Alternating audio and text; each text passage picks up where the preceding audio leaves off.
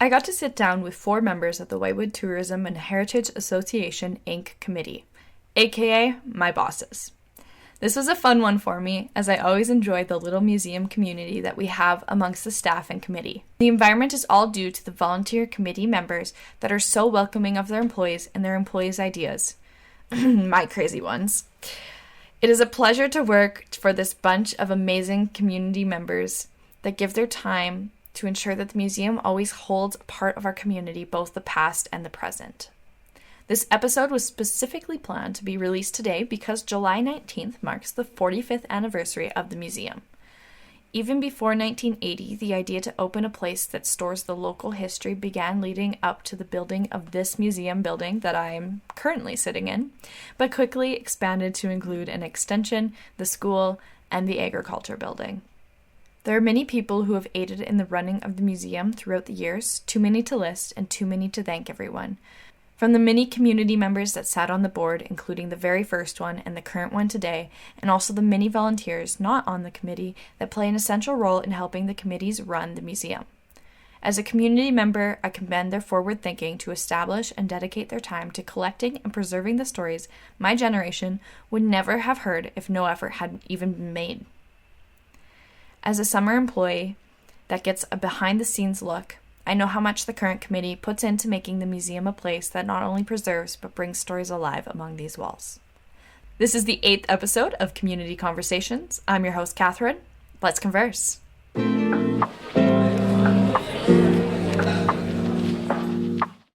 All right, so I'm here with some of the museum committee. So why don't we first start by everyone sharing their name and how many years they've been on the committee. Let's start over here. My name is Kathy Gamble, and I have been on the committee since 2014, 11 years.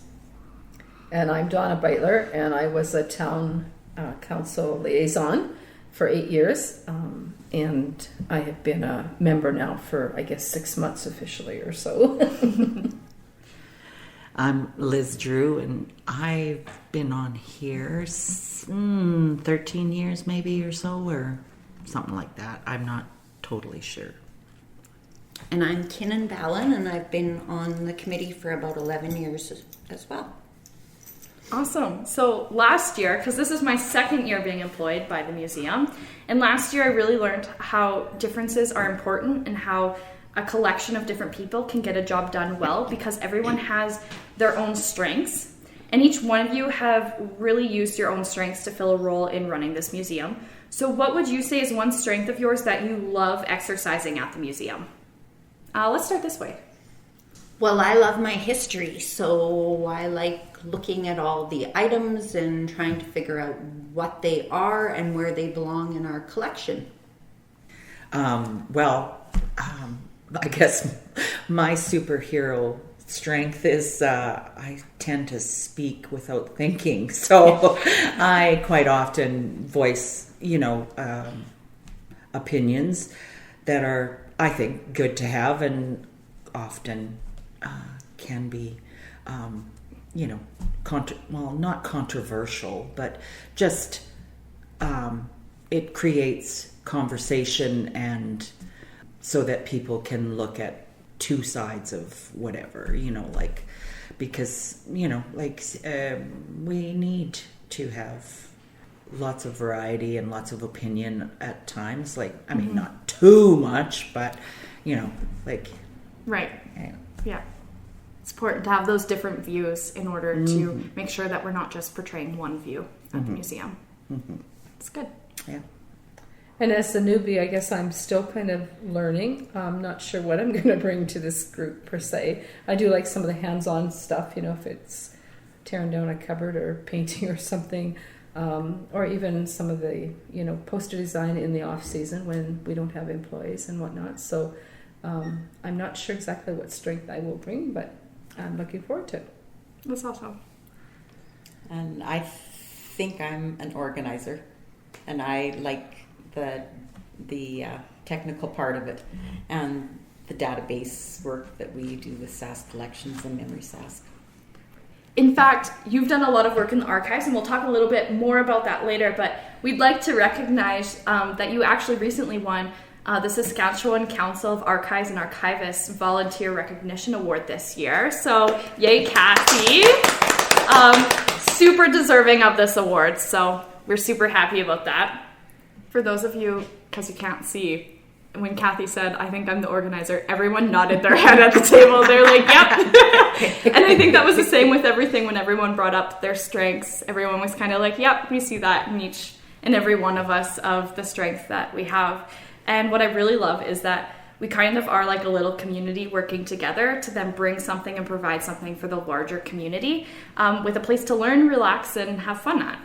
And every community has a past and a starting point of where they then evolved into what they are today. And they have to think ahead of what they want it to look like in the future in order to be sustainable. So I'd love to go through the history of the museum with you guys and talk about our past, present, and future. But starting, of course, at our past. Now, I know none of you were on the original committee, but what do you think was the driving force to start the museum? I'm going to presume it was the preservation of our local history primarily, because once it's gone, right? So somewhere there was a committee that felt the importance of doing that. Agreed. Yes, yeah, and looking back at the original members, and just remembering them as a young person, they were very proud of the community and its history, and Their I think roots they here. wanted to showcase that. Well, that's awesome. So our first building, why don't you share a little bit about the history of that and how the museum first came to be? Okay, I can start with that. I was reading through some minutes, and the first minutes that I found were March the 17th of 1978. And shortly after that, they became incorporated. And the mayor at that time was Fred Hack, and he donated $3,500 to the cause. And a site was chosen in the park, and I don't know if anybody's familiar with it, but there was a house there at one time, and it was called the Berkman House, and that's where the museum is located right now. And that's just the main building. Town council matched the $3,500, and they started building. Sometime after that, I couldn't really figure out the date, but the building was completed on April the 25th of 1980, but they still needed to complete some of the interior. And it officially opened on July the 19th, which is 45 years ago today, in 1980. I was trying to figure out what the cost was, and I think in total, when everything was done, $26,000 is what it cost to build the first building. And they did a lot of fundraising. They held smorgasbord dinners, and they also sold memberships at that time. And they talk about selling name bricks, but I don't know where the bricks are or how They're that here. was. Some of them are here. Some of them there. Yeah. Some of them, like, that explains why Len Wescott's name is etched on, I would think. Not being there, but that kind of explains that when we were looking at the bricks that were in that display, there were names etched on them, and that probably explains. Yes, that could be. Anyway, it'd be interesting if somebody does remember that. Yeah. You know, that time when they were selling these name bricks, because there is records of those being sold. And they had Jack Gravener paint a mural on the west wall of the museum in 1981. And interestingly enough, one of the things that they mentioned a couple of times in the minutes was they needed to purchase a tape recorder Yes. so that they could record the histories of the senior citizens of Whitewood, because they were concerned about losing that history at that time. And they were worried, worried about the cost of a tape recorder and purchasing tapes. And artifacts were mostly loaned at that time. There were hardly any donated.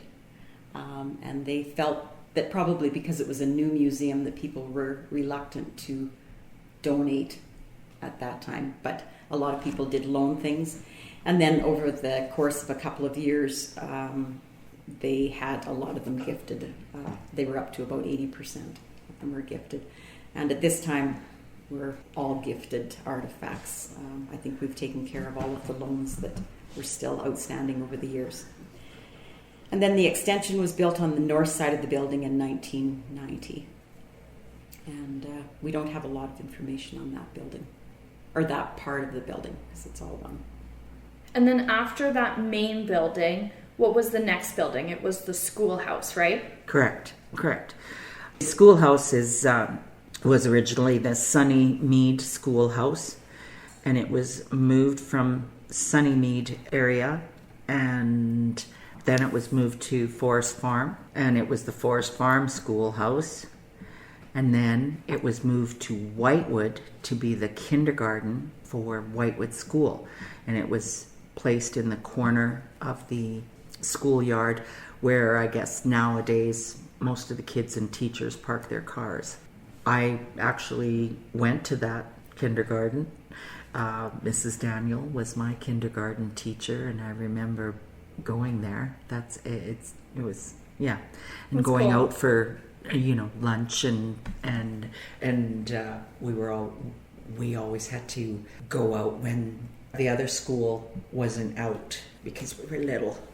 But anyway, so our schoolhouse, they in the history book they call it a cottage school, and before that, Mrs. Daniel actually taught, I believe, in her home or in a home. But anyway, that's kind of here nor there. And then I believe Mrs. Robertson, the building was sold for $1 from the Broadview School Division when the kindergarten was moved into the school. The museum board had received a letter from the Broadview School Division offering the kindergarten schoolroom in October of 1979. And it was sold to the museum for $1. We actually have the original receipt, correct, Kathy, in the archives collection. The building was moved on July 12th in 1982 by Manfred Nelson for the cost of $800. And he was the mover around town, so he did it. And in 1983, the school building was officially opened during a Homestead Day celebration. And we have in our archives actually some pictures showing that move and then the opening of it on Homestead Days. And actually, a cool thing is we actually have the actual ribbon they used for the opening of that building in our collection as well. Yes, So, nice. So yes, and now we have actually a couple of different displays in there, and it's a good building. And then the next building that we built was the agriculture building, right? Yes. So that was opened June 22nd of 1986. The Deputy Minister of Agriculture was in attendance, as well as the present mayor at the time, who was Peggy Wright.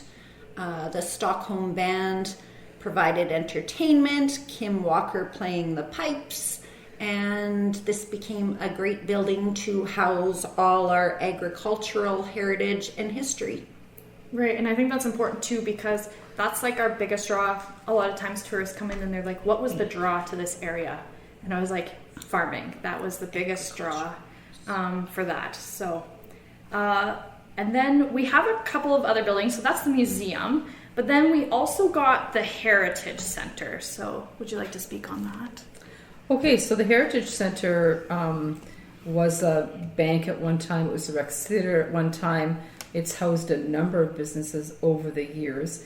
And then when we had at one time, the town had an economic development person at one time who took quite an interest in this building and basically wanted to see it restored. And so that happened. It was restored kind of back to, I'm not going to say original, but it certainly came back to be a really nice, usable building that not only showcased that period of time, but also became kind of the museum, shall we say, to display the information about the French counts of St. Hubert's and some of the St. Hubert's history, which is very special to the Whitewood area. And so the Heritage Building today also has had the archives placed in the back of it as well. But yeah. And I think this building actually won an award, I believe it was 2004, for the restoration of it to its original, or at least the outsides, kind of the brick that we see in front, and I guess the little merchant's bank that's on the windows. But yeah, and actually we have a unique connection to this building too, because, well, not quite, but your father used to run or manage a store in here. Yeah, it has kind of a unique interest to me, just because my parents ran a cloud store from this building in the mid-50s, and Kathryn's dad actually was born in that era, and so my mom often talks about having him in a basket in the back of the building. That was long before I was born, but so it does have a little bit of a special connection to us as well. And you kind of mentioned the archives, so I'm going to pass it off to Kathy. Do you want to tell us a little bit more about what the museum has done with the archives? Okay, so there was a large collection, and it was stored in the former Methodist Church or Masonic Hall. And a few years ago, we had that desire to add our archives to a database that's known as Memory Sask. And we knew that we would need Wi-Fi, and we would need summer students employed in order to help us to achieve that goal. So that prompted us to have that back room of the Heritage Center renovated. And in 2020, the archives and the shelving and all the other supplies were moved into a newer area. And we've been able to get some organization done, work on cataloging or entering our archives into the database. And then we also have the tourist booth at the museum. So, Kenan, do you want to talk a little bit about that? So the information that I found, it looks like it was run out of an 1886 log house just south of where the Flag Gardens are right now. And we think it was run out of there 1998 to the mid to late 2000s, and then it moved out of there into our current museum, where it's still housed to this day. And we have a lot of Saskatchewan, Manitoba, and not a lot on Alberta, but that we can help people with when they're traveling. So that's awesome. We also meet a lot of really cool people at the tourist booth. It's actually quite a unique experience. Like this year, I met like a monster truck driver, like a professional monster truck driver, which is like not really what you expect to see when you go to work. You're like, today I'm going to. So yeah, that was kind of a unique experience. And I think we've kind of talked up to what we've done today, or up to today. So why don't we talk a little bit about what we have going on this summer? I guess that's me though. We have our 45th anniversary we're celebrating. And so we had a little bit of a barbecue for that. Do you want to talk a little bit about that, Kenan? Well, a huge thank you to Borderland Co-op for sponsoring our barbecue for our 45th anniversary. We had Kevin Weedmark in attendance, as well as mayor and a few councillors. Yeah, it was muchly appreciated, a great event, and we had great attendance that day. Yeah, it was a lot of fun, and it was good to see everyone come out and support. And currently right now we are in 80s week, so we started it off with like a movie, and then we've done a lot of different things. Like we did an 80s workout night, and man, they knew how to work out in the 80s. I was sore after. And we've been doing a couple different things, like we'll have hip hop classes, a murder mystery to end the week off as well. So, and then we have a lot more fun events coming up the rest of the summer, so stay tuned. Follow us on Facebook and Instagram to get those updates or see the posters around town. I had to do a little plug there. But yeah, and one thing I think we're really focusing on at the museum this summer, the partnerships between the museum and the community, and having a very community-oriented mindset at the museum. And one of those things was actually the art walk. So Liz, do you want to talk a little bit about that? Okay, sure. The art walk that we held again this year. We've done it now for 2 years.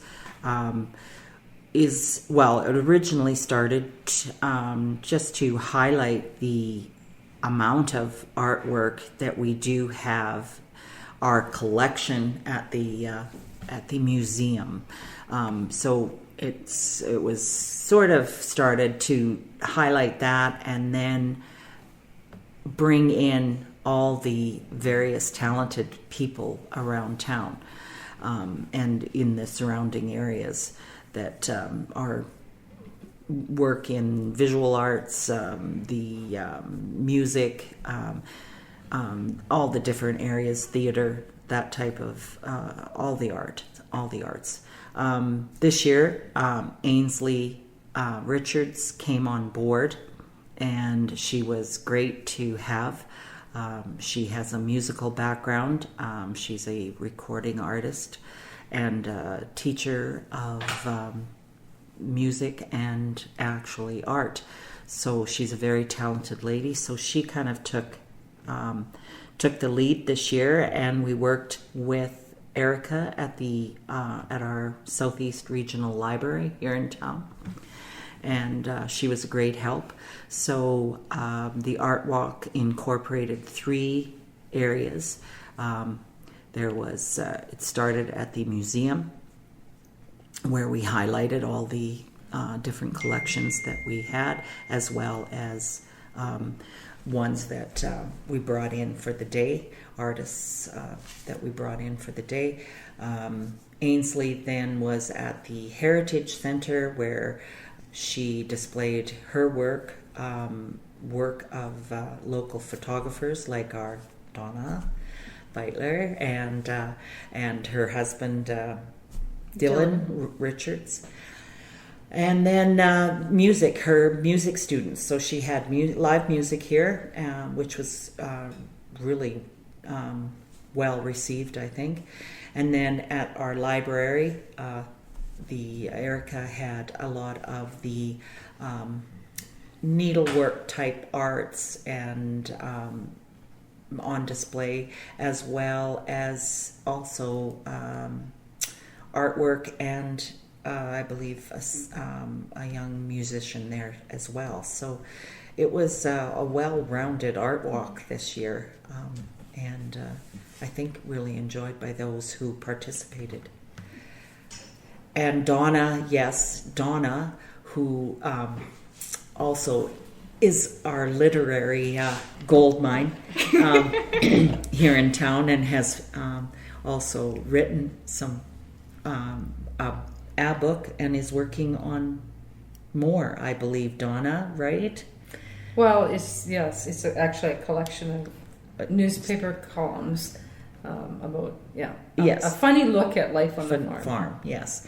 Anyway, Donna was at the library and also did readings from her collection. So it was I think it was really well done this year, and yeah. I really liked this year how we really tried to focus on getting a huge variety of different. I think like a lot of times we think about the literary arts too as like thinking of it as an artwork. So I think it was cool too to have the partner with the library. Mm-hmm. And Erica brought out local authors, and she displayed those out, and people could borrow the books from the library. And I think that was a really unique addition to our art walk this year. But yeah. And also one other thing about the art walk is, because you walked, it was part of participation, which we'll get Kathy to talk a little bit about. Okay, participation happened in the month of June, and it was a town initiative to get our community more active during that month. And as part of the participation movement, the museum organized an amazing race. Thank you to Kathryn for doing that. We really can't take much credit for that. We know that it was a very busy month for her. And the Amazing Race was a fun activity, and we also formed more partnerships with other organizations that took part in it by being one of the legs in the race. And it also helped to get those numbers up for the ultimate goal of being the most active community.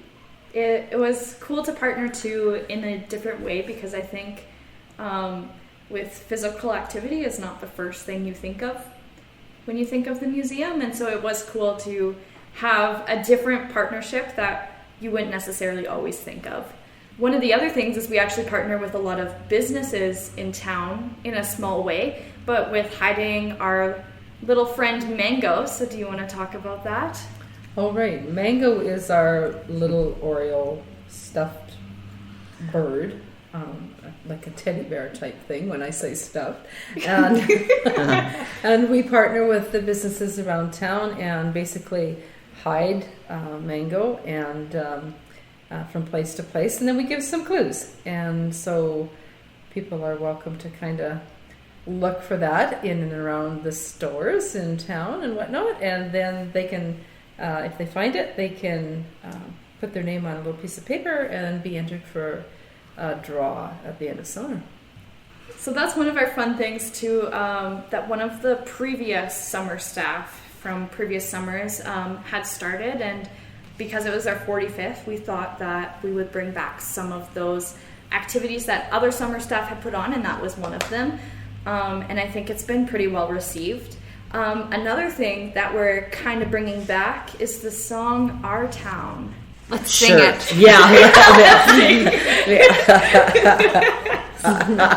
So one of the things, Ainsley, who also we partnered with for the art walk, she was coming in here to look at the Heritage Building, and I showed her the history book, and I was like, look at this song that they did.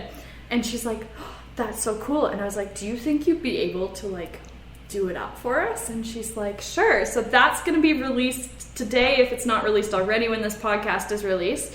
And that's Our Town, and it's sung by Ainsley. And yeah, it's kind of a special thing that's in our history book that we just wanted to also highlight because it's our 45th anniversary, and we thought it would be cool to bring back some of those little bits of history back into this celebration of both the past, but also us going into the future. So with that, what is your vision for the future, and what steps are you guys taking so that we can help ensure another 45 years at the museum? It's a loaded question. I think we need to share our information in additional ways. There's nothing wrong with what we have. There's nothing we don't want to take away from what's happened in the last 45 years.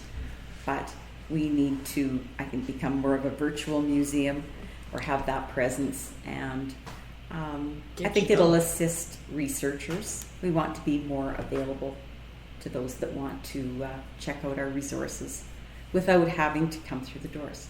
And yet when they come through the doors, we also want to present something that maybe younger people will be more intrigued by than the original displays of artifacts, you know. And we're working on that, and with the help of summer employees, that's where we will go, because I think we're kind of beyond that ourselves, but they have the ability, and they have the insight into getting that done.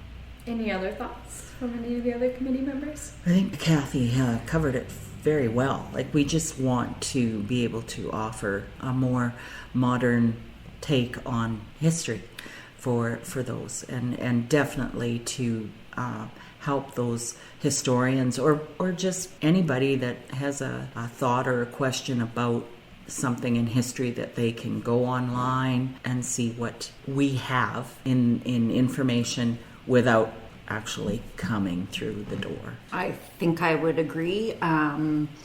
Recording these histories like we've really concentrated on the last few years is so important, to try and preserve all that information and history that we can. And like you said, to try and do it digitally is a wonderful benefit to us, because then it's accessible to such a bigger audience. Yeah, and I think the question is always, the same for us as a board is, how do we carry the past into the future, and how do we make it relevant? And so those are things that we, always kind of ask ourselves and aim to try to, move into the future with some of the ways that we can nowadays. So I started asking this in other episodes. What is it that the community can do for the Whitewood Tourism and Heritage Association to support them? Come visit. Come check out our museum. Share the posts that you see on our Facebook page. Come participate in the events that we try and plan. Come check us out. Listen to the podcasts, and there's not only just this. Like, there's quite a nice variety of even about refrigerators. I knew you were gonna That's good. Yeah. Yes, we can make refrigerators interesting. Something for everyone, Yes, right? exactly. And always ensuring that, our youth, like trying to, come up with things that are interesting. And I think let's face it, our staff has done an amazing job of doing this over the years, and just trying to get them involved so that they kind of can see some of the history of their community. And Share. I Yeah. think you said that, Kenan. But if you have any information about something that you see in our buildings, some of the history, we want that information. We don't want it just to be a refrigerator. We want to know whose refrigerator, why they used it, who they were, what the significance is to the history of Whitewood. Yeah. If it's a funny story or whatever, it always brings that artifact or that archive alive if you have a story to go with it. Yeah. Yeah, that's so true. That's why we have 4 sewing machines. They all tell a story. It's a collection. Hey, I love every one of them. But yeah, I think that's everything that I have. But is there anything else before we end the podcast that you guys would just like to share with the audience? Thank you, Kathryn. Yes, the Yes. same thing went through my head. Thank you, Kathryn. We can. You're helping us make this possible, for sure. Well, with that, thanks so much, everyone, for coming and being on the podcast to talk a little bit about the history of our museum. So thank you. thank you. Yeah.